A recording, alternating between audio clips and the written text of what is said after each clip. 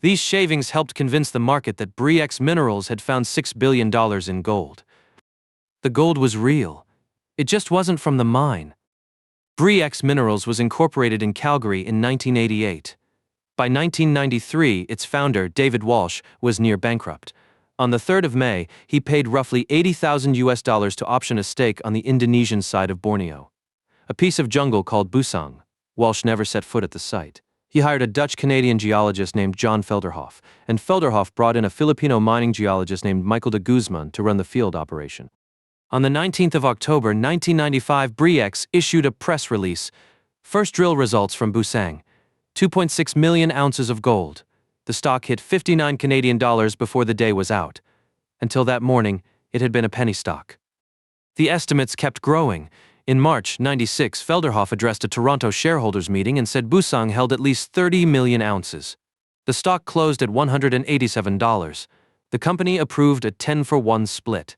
By year-end, 60 million ounces.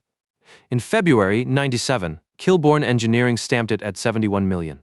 That was the last credentialed number this story has. Then Felderhoff gave an interview to Richard Behar at Fortune magazine and floated a possible 200 million ounces. That figure was Felderhoff speaking to a journalist. Bre-X never put it in a press release. But the stock did not need a press release.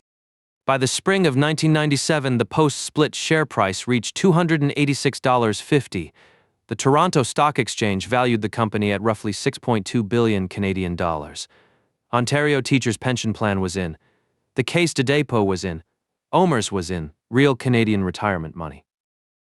Here is what was actually happening at the field site. Local placer panners on the Mahakam tributaries sold small quantities of alluvial gold worn round by river water. It was added to crushed core samples before the bags were sealed and shipped to the Inda Assay Lab. The lab itself ran clean. It assayed exactly what it received. What it received had already been salted. Strathcona's mineralogists later identified 2 gold sources in the samples: alluvial placer gold and gold that had been filed from jewellery. One detail Strathcona kept returning to: each batch of cores was crushed and homogenized at the field site before shipment. Once a core is crushed, you cannot retest the original rock. There is nothing to go back to, and in January 1997, a fire at the field site destroyed sample record material. Strathcona flagged that fire as suspicious in the chain of custody. There is a reason no third party drilled an independent hole at Busang for almost 4 years. The deal was being engineered around the Suharto family.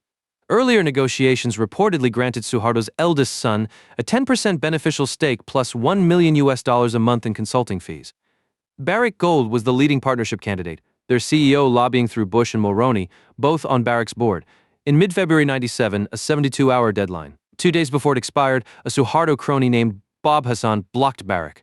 The final split gave Freeport-McMoRan 15% as operator, with a $400 million commitment attached to the deal. Freeport's operator role finally put independent drilling inside the contract. That drilling is what killed the fraud. In March 1997, the mining industry named Felderhoff Prospector of the Year at the Toronto Convention. 11 days later, de Guzman boarded an Aerospatiale Alouette 3, operated by PT Indonesia Air Transport. He was flying to Busang for a meeting with Freeport's verification team. 20 minutes in, the rear left side door opened. The body was recovered 4 days later, severely decomposed, identified by dental records and a thumbprint, cremated before any DNA testing. De Guzman's brother publicly questioned the suicide note found in the helicopter. The forensic chain is what it is, officially deceased. On the 26th of March, Freeport published a single announcement. Their independent drilling at Busang had returned insignificant amounts of gold. Trading halted. When it resumed the next morning, the stock closed at $2.50. 84% gone before lunch. 3 billion Canadian dollars in market cap erased in minutes. Bre-X commissioned an independent audit from Strathcona Mineral Services. On the 4th of May, Graham Farquharson signed it. It said, "The magnitude of the tampering is of a scale and over a period of time, and with a precision that, to our knowledge, is without precedent in the history of mining anywhere in the world." No economic gold deposit had been identified at Busang, only trace amounts. 5 days later, Bre-X filed for bankruptcy. Ontario teachers lost roughly $100 million. The Caisse, Quebec's public sector pension fund, roughly $70 million. OMERS, for Ontario municipal employees, roughly $45 million. $6.2 billion in market capitalization, gone. Real Canadian retirement money had funded the gap between a penny stock and a gold mine that did not exist. David Walsh died of a brain aneurysm in the Bahamas in June '98, before any trial. The class action settlement, when it finally came, totaled 9 million Canadian dollars. Net to claimants about 3.5 million. On the 31st of July 2007, Justice Peter Hrine acquitted John Felderhoff of all 8 charges brought by the Ontario Securities Commission. The OSC declined to appeal. Nobody went to prison. The closest the legal system came to a fact-finding on Bre-X ended in an acquittal. While the courts were finishing with Felderhoff, the regulators were already building. The Toronto Stock Exchange and the Ontario Securities Commission convened a mining standards task force. National Instrument 43-101 came into effect on the 14th of November, 2000. A legally binding qualified person requirement. Mandatory technical reports behind every public disclosure. CIM definition standards for reserves and resources.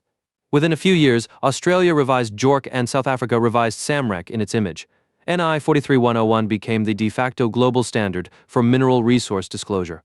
The rulebook was written from what that empty sample bag exposed. A Calgary penny stock claimed gold in the Kalimantan rainforest.